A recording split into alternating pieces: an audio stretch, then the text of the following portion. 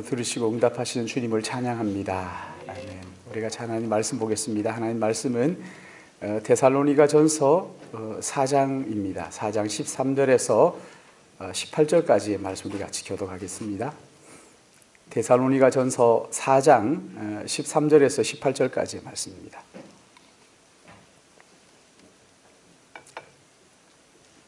제가 가지고 있는 성경은 신약 성경 331쪽입니다. 제가 13절 말씀 봉독합니다. 형제들아, 자는 자들에 관하여는 너희가 알지 못함을 우리가 원하지 아니하노니 이는 소망 없는 다른 이와 같이 슬퍼하지 않게 하려 함이라. 이와 같이 예수 안에서 자는 자들도 하나님이 그와 함께 데리고 오시리라.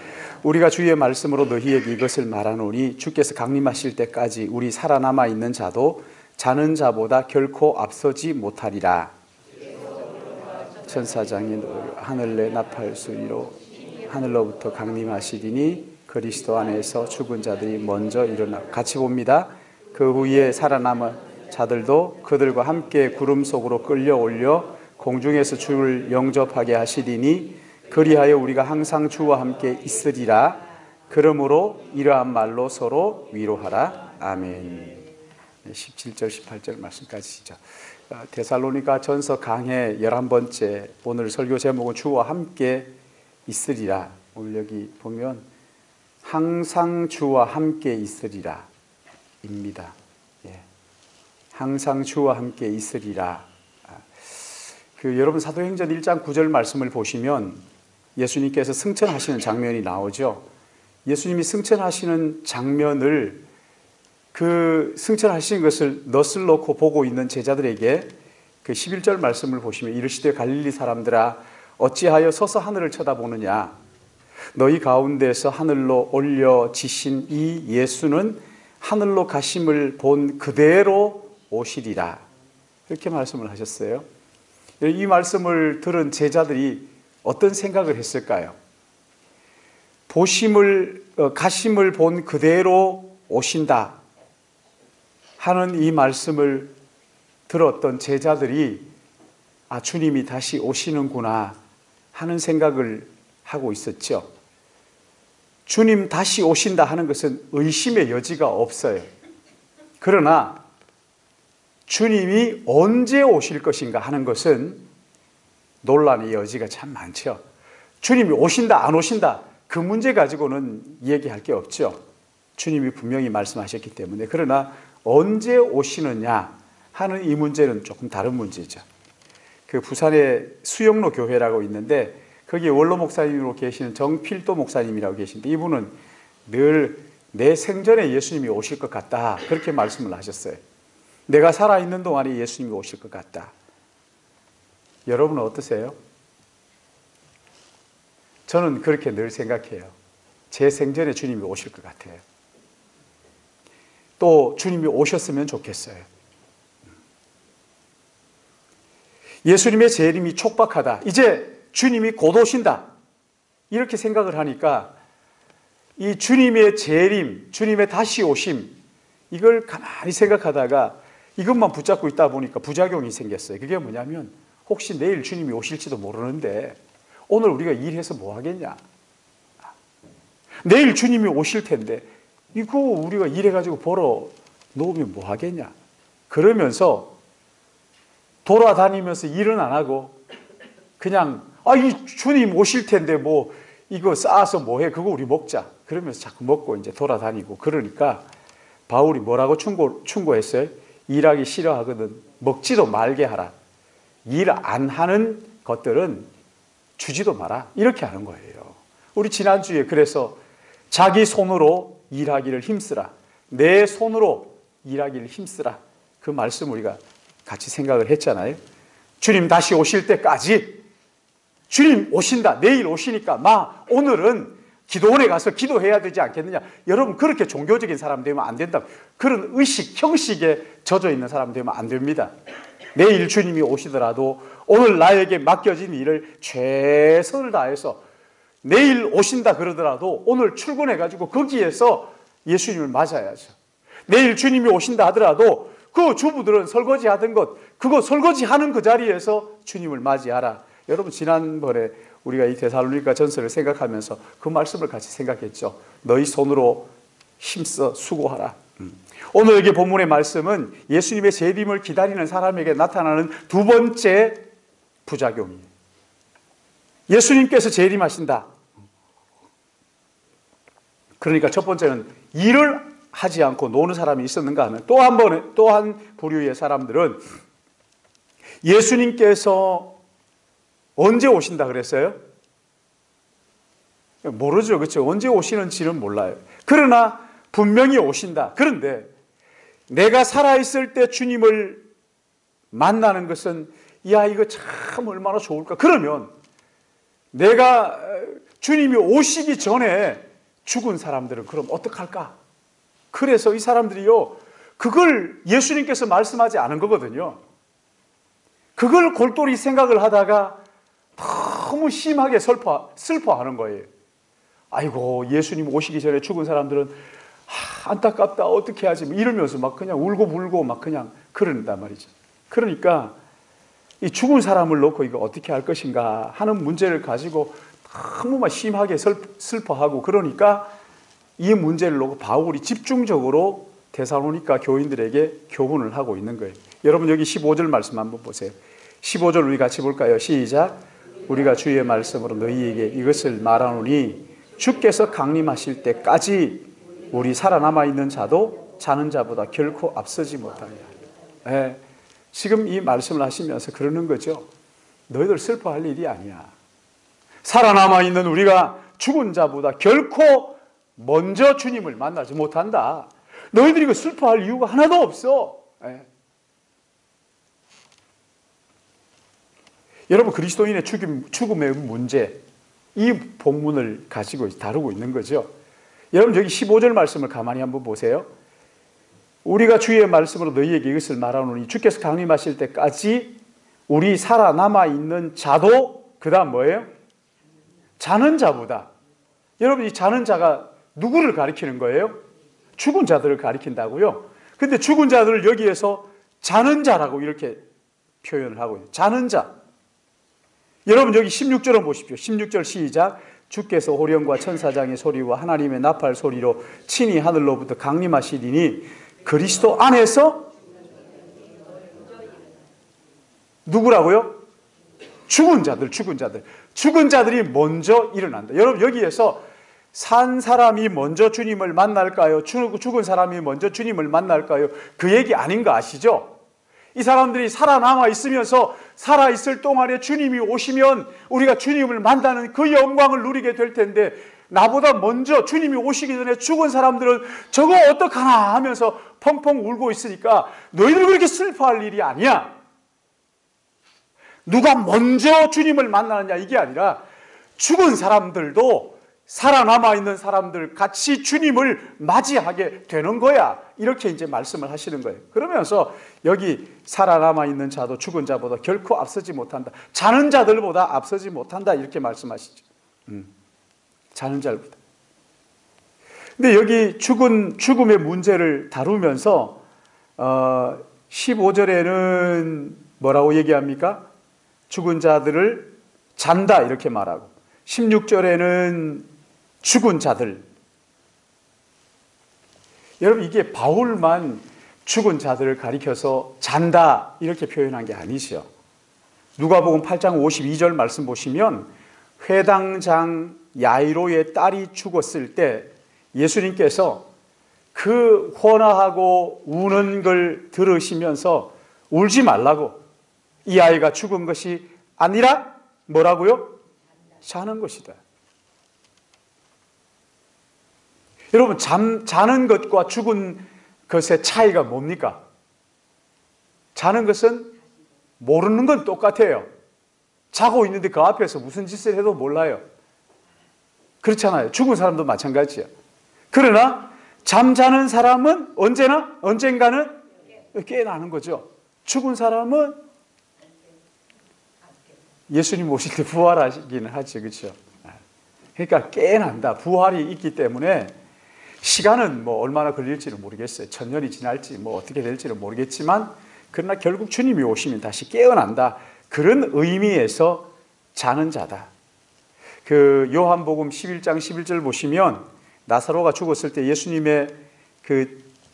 예수님께서 말씀하시죠. 내 친구 나사로가 잠들었도다. 잠들었도다. 그러나 내가 깨우러 가노라. 이렇게 말씀하시죠. 그러면서 11장 25절 보시면은 예수께서 이르시되 나는 부활이요 생명이니 나를 믿는 자는 죽어도 살겠고 무릇 살아서 나를 믿는 자는 영원히 죽지 아니하리니 이것을 네가 믿느냐? 이것을 네가 믿느냐? 여러분, 주님은 우리 그리스도인들의 죽음을 어떻게 보신다고요? 잠잔다, 자는 것이다. 그렇게 보셨어요. 지금 여기 13절 말씀 보시면은 형제들아 자는 자들에 관하여는 너희가 알지 못함을 우리가 원하지 아니하노니 너희들 이거 좀 알았으면 좋겠다. 이거 좀 명심해라 하면서 이는 소망 없는 다른 이와 같이 어떻게 하지 않게 함이라고요? 슬퍼하지 않게 하려 함이라. 이 말씀을 보고는 이화여대 초대 총장이었던 이환란 박사가 내가 죽으면 슬퍼하지 말라고, 춤을 추고 노래를 하라고. 여러분, 그건 너무 간 거예요. 그러면 안 돼요. 제발 좀 그 발만 씻으면 된다. 발 안 씻으면 나하고 상관없다. 그러니까 베드로가 뭐라 그럽니까? 아이고 주님, 발만 씻을 것이 아니라 나를 옷 막 벗으면서 그러지 않았겠어요? 막 옷 벗으면서 런닝 막 벗고 막 팬티 벗으려고 그러니까 야, 발 씻은 사람, 목욕한 사람 발만 씻으면 돼. 이러는 거지. 아니, 뭐, 이왕 씻어줄 거면 뭐 다 씻어주세요. 이렇게 댐비는. 여러분, 그러면 안 돼. 좀, 앞서 그렇게 나서서 그럴 이유가 하나도 없어요. 예수님께서는 여기 지금 잠자는 자들에 대하여는 너희가 알았으면 좋겠는데, 왜냐하면 너무 슬퍼하지 않았으면 좋겠다. 그렇게 말씀을 하시는 거죠. 그런데 여기에 보면, 그런 말씀을 보고 그냥 슬퍼하지 않았으면 좋겠다. 너무, 여기 보세요. 너무 같이 슬퍼하지 않게 하리 함이라. 이렇게 했는데, 그냥 기뻐하라고는 말씀하지 않으셨잖아요. 근데 가끔씩 보면은 막 믿음이 좋은 척 하면서, 여러분, 그거 믿음 좋은 거 아니에요? 믿음 좋은 척 하면서 내가 죽거들랑 슬퍼하지 마라. 아니, 뭐, 자기가 죽은 건 안 슬퍼할 줄 모르지만, 남아있는 사람은 슬픈 걸 어떡합니까? 슬프지 않은 사람 있으세요? 정미자매 안 슬퍼요? 사랑하는 사람이 떠나가면 슬프잖아. 그렇죠? 나는 안 슬퍼. 이러면 안 된단 말이죠. 이게 무슨 신앙이, 이거는 거짓말이에요. 이런 거 하면 안 돼요. 춤추라는 게 아니에요. 여러분, 그 초대교회 보면 저는 처음에 그런 줄 알았어요. 야, 이거 슬퍼하지 말라면 슬퍼하는 거 이거 죄가 되는 건가? 근데 사도행전을 이렇게 보다 보니까 스데반이 순교하잖아요. 사도행전 8장 2절 말씀 여러분 한번 보세요. 사도행전 8장 2절 우리 같이 한번 읽어보십시다.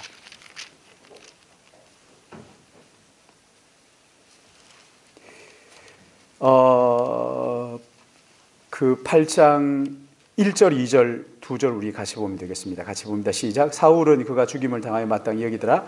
그날에 예루살렘에 있는 교회에 큰 박해가 있어 사도 외에는 다 유대와 사마리아 모든 땅으로 흩어지니라. 경건한 사람들이 어떻게 했어요? 경건한 사람들이, 이게 안 믿는 사람이 아니에요.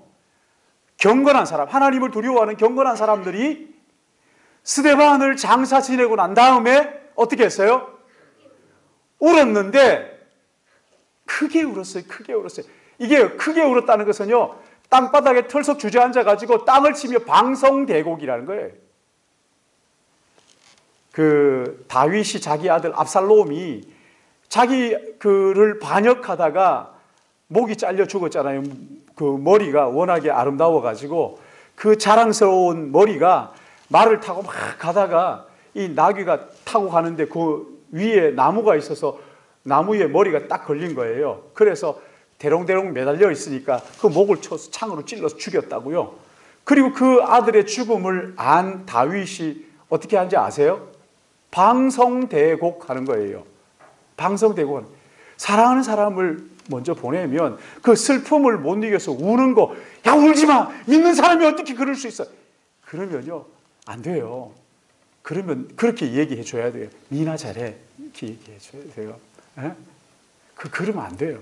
슬퍼서 우는 건 그 사람이 슬퍼하는 걸 자기가 이렇게 저렇게 하려고 그러면 안 되죠. 우는 거예요. 초대교회가 스데반을 순교했을 때 스데반을 장사하고 난 다음에 크게 슬퍼했더라. 우는 거죠. 크게 슬퍼하는, 슬픔을 억지로 감추고 막 그냥 괜찮다 우리는 부활하니까 이러지 말라는 거죠. 슬퍼하는 건 괜찮아요. 예. 즐거운 척하고 막 이러는 거 옳지 않은 거란 말이죠. 그렇다고 해가지고 막무가내로 그냥 일손 다 놓고 아이고 그러면서 우리나라의 뭐라 그럽니까? 유교에서 하는 체면체들이라고 아이고 이 아들이 이 자녀들이 참 효자들이구나 하도록 그냥 동네방네 떠나가도록 아이고 옛날에 울음꾼들이 있었잖아요. 울음꾼들. 그렇죠? 그 사다가 다 가짜 거짓말이지. 그 체면이지 그게. 그렇게도 하지 말라는 거예요. 그렇게도 안. 그렇다고 해가지고 울지 않고 막 얼씨구 절씨구 막 천국 갔다 막 천국 환송자 이러지도 말라는 거예요. 여러분 그것도 자기의 감정을 속이는 거란 말이죠. 예수 믿는 사람들은요 정직하고 진실한 거죠. 기면 기다 아니면 아니다. 정직하게 하는 거죠. 그 죽음에 대한 자세를 우리가 어떻게 가져야 될 것인가 하는 것을 지금 오늘 말씀이 얘기해 주고 있어요. 스코틀랜드의 한 병사가 전쟁을 하다가 아주 심각한 부상을 입었대요. 수술대에 올랐는데 의사가 보니까 너무 심각한 거예요. 이거 수술했다 그러면 자칫 잘못하면 죽을 확률이 99%예요. 살아날 확률이 1%밖에 안 되는 거죠. 그러면서 염려를 하고 근심 가득한 얼굴로 병사 앞에서 막 안절부절하니까 병사가 선생님 왜 그러세요? 사실은 말이야. 내가 이 수술을 하면 확률이 네가 살아날 확률이 1%밖에 안 되는데 어떻게 하면 좋겠냐? 어떻게 하면 좋겠냐? 이 병사가 웃으면서 그래요. 선생님 염려하지 말고 수술하세요. 수술하세요. 수술이 잘 되면 내가 다시 고향으로 돌아가서 사랑하는 어머니를 내가 보게 되겠지만 수술이 만약에 잘 안 되면 내가 그토록 사모하고 그리워하는 주님을 뵙게 되니까 괜찮아요. 수술하세요. 그랬다는 거예요. 할렐루야. 염려하지 말고 수술하세요. 사랑하는 여러분, 우리는요 예수 그리스도 안에서 죽음을 뛰어넘은 사람인 것을 믿으시기 바랍니다. 믿으면 죽어도 살겠고 무릇 살아서 나를 믿는 자는 영원히 죽지 아니하리라 이렇게 말씀하셨잖아요. 죽음을 이긴 자들이라고. 고린도후서 5장 4절 말씀 보시면은 여러분 한번 보세요. 고린도후서 5장 4절. 우리가 어떤 사람인지 여기에서 이렇게 말씀하시죠. 5장 4절. 같이 읽을까요? 시작. 짐진 것 같이 탐식하는 것은 벗고자 함이 아니요 오히려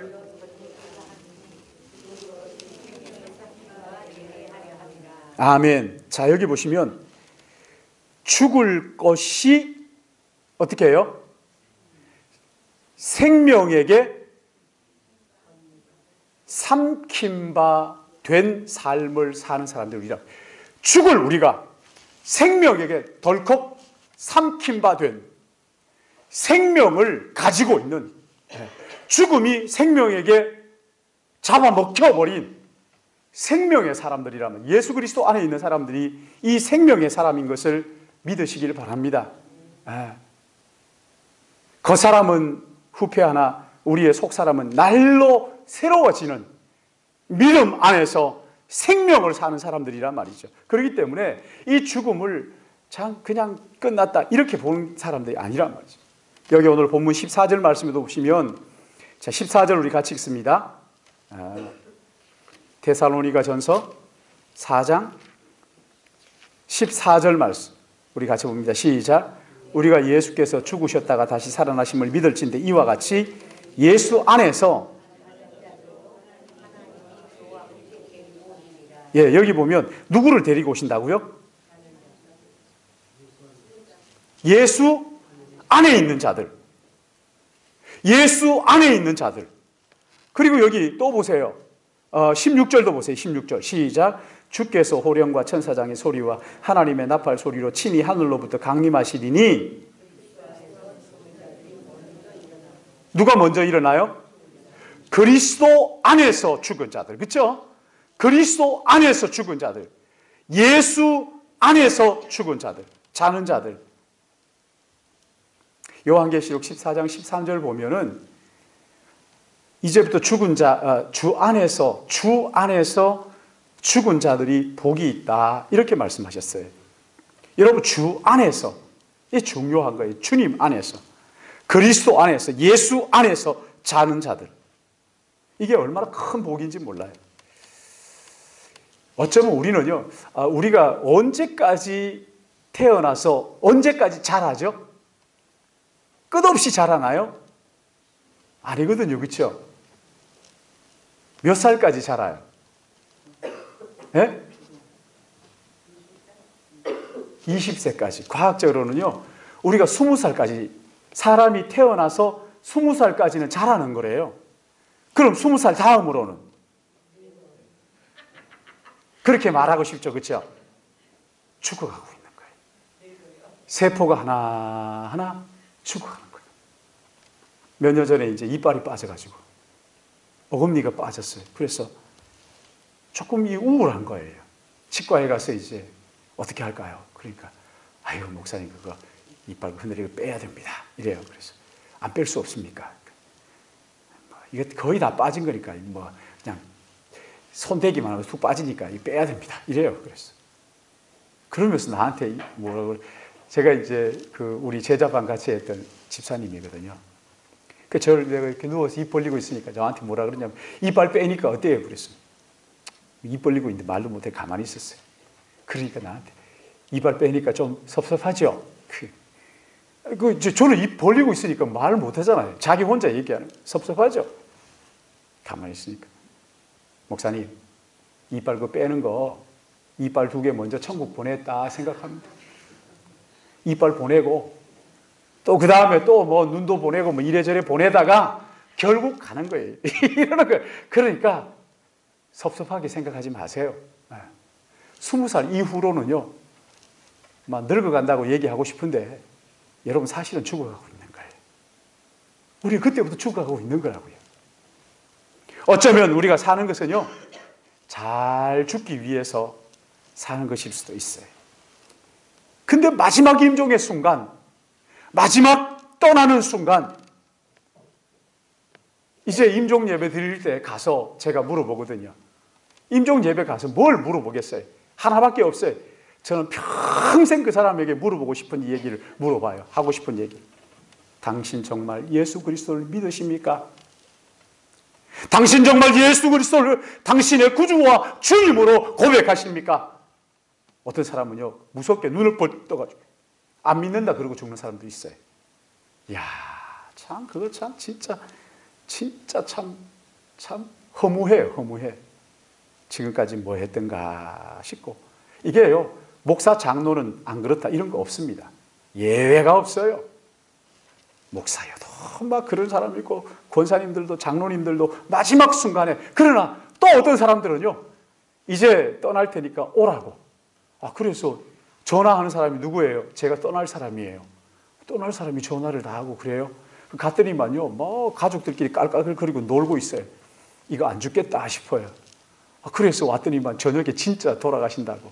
갔더니만은 내가 이제 가서 이렇게 앉아서 찬송을 우리 같이 찬송합시다. 집사님 좋아하는 찬양이 뭐예요? 뭐 어떤 찬양이? 말을 다 하는 거예요. 이거 안 죽겠어요. 근데 그 찬송을 마치고 사랑한다고 다 이야기를 하고 예수 그리스도 앞에서 신앙을 고백하는 거예요. 자녀들 앞에서. 얘들아, 나는 한평생 예수님 때문에 살았다. 예수님 때문에 내가 얼마나 행복한지 몰랐다. 모르겠다. 너무 감사하다. 그렇게 하고 아이들 앞에서, 자녀들 앞에서 신앙 고백을 하고 그리고 떠나는 거예요. 여러분, 영국의 프랑스의 철학자 파스칼 잘 아시죠? 팡세슨 파스칼 39살에 죽었어요. 이 사람 죽을 때 뭐라고 얘기인지 아세요? 주여, 나를 버리지 않을 것을 확실히 믿습니다. 주여 나를 버리지 않을 것을 확실히 믿습니다. 그리고 숨을 거뒀어요. 요한 웨슬레, 여러분 87세까지 살았어요. 세상을 떠날 때 뭐라고 얘기하냐면 무엇보다 확실한 것은 하나님께서 우리와 함께 계시다는 것입니다. 이것이 분명하다. 이것이 분명하다. 얼마나 아름다워요. D.L. 무디는 마지막에 이것이 나의 승리다. 오늘은 내가 면류관을 받는 날이다. 나는 오랫동안 이 날을 기다려왔었노라. 여러분 얼마나 예수 안에서의 이 죽음이 얼마나 멋있어요. 얼마나 아름다워요. 산은 산이고 물은 물이다. 이거하고 다르잖아요. 다르잖아요. 그렇죠? 달라요. 전혀 달라요. 여기 16절 말씀 보세요. 주께서 호령과 천사장의 나팔 소리로 친히 하늘로부터 강림하시리니 그리스도 안에서 죽은 자들이 먼저 일어나고 그 후에 우리 살아남은 자들도 어떻게 돼요?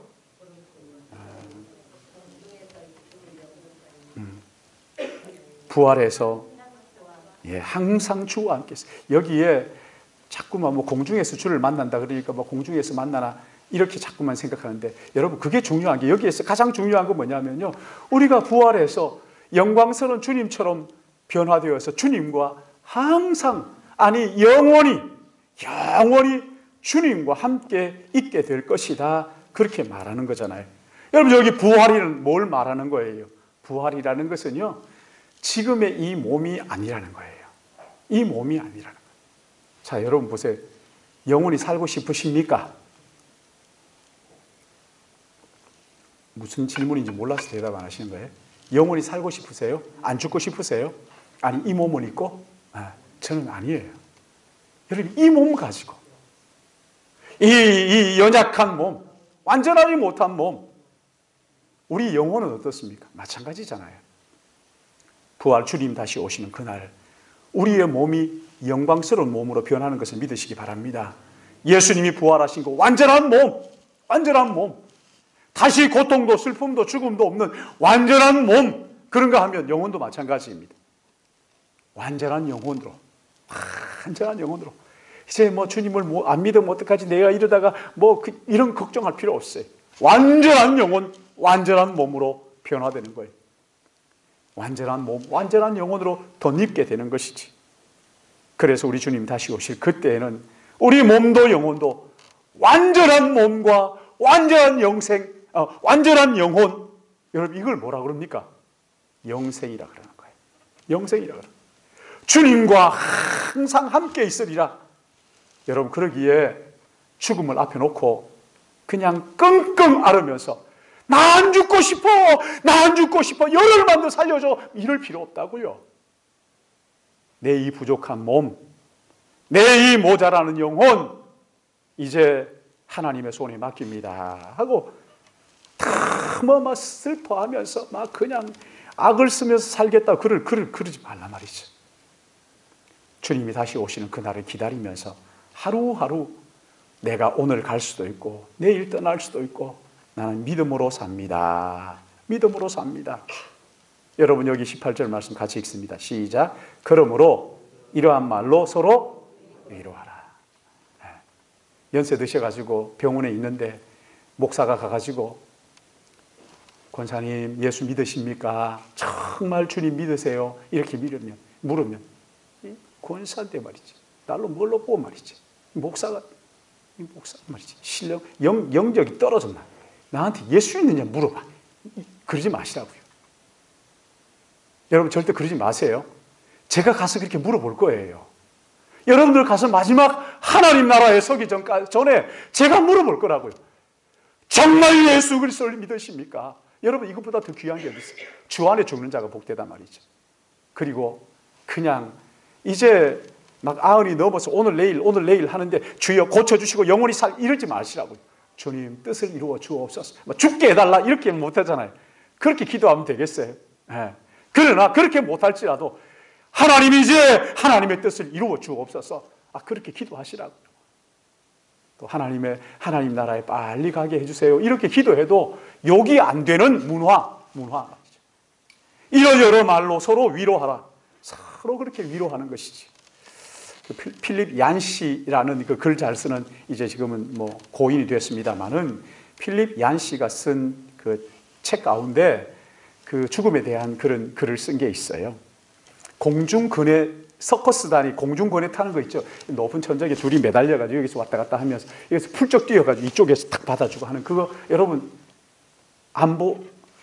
실제로 가서 안 봐도 TV에 보셨죠? 다 서커스, 그렇죠? 거기에 보시면은 여러분 그거 막 뛰니까 아이고 잘한다, 아이고 잘한다 이렇게만 봤을지 모르겠지만, 이게 이제 이쪽에서 뛰는 사람이고 여기에서 잡아주는 사람이 있잖아요. 뛰는 사람은 그네 막 타다가 이제 이 시간을 잘 맞춰가지고 훌쩍 뛰죠, 이쪽으로. 그러면 여기에서는 거꾸로 매달려 있다가 손으로 탁 잡아주는 거잖아요. 근데 이게 그렇다는 거죠. 여기에서 뛰는 사람이 내가 저걸 꼭 잡아야지 하고 힘을 꽉 주고 딱 뛰면요, 팔이 빠져버린다. 죽는다는 거죠. 팔이 빠져버린답니다. 그럼 어떻게 하느냐? 이 사람은요, 자기가 여기에서 뛸 때 몸에 힘을 다 빼는 거예요.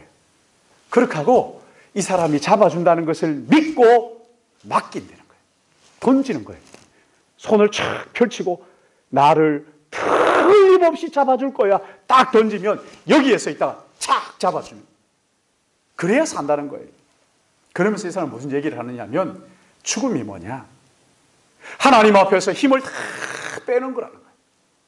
힘을 다 빼고, 아버지여 내 영혼을 아버지 손에 부탁하나이다. 여러분 이 서커스를 기억해 보세요. 이쪽에서 뛰면서 내 몸을 던질 때 내가 힘을 줘, 이거 잡아야지 용을 쓰는 것이 아니라 힘을 다 빼고 여기에 있는 이 친구가 나를 잡아줄 거야 하는 믿음을 가지고, 아니 하나님께서, 하늘 하나님께서 나를 잡아줄 거야. 마지막 그 죽음의 순간 얼마나 괴로울까, 내가 어떻게, 이게 아니라 마지막 죽음의 순간에 아버지요 내 영혼을 받아주실 아버지가 계시는 것이 감사합니다. 나는 아버지께 내 영혼을 맡깁니다 하고 자기를 맡기는 것이다. 여러분 이게 죽음이라는 거죠. 사랑하는 여러분, 이 땅에서의 죽음 그리고 남은 가족들의 슬픔, 이게 우리의 마지막 기억이 아닙니다.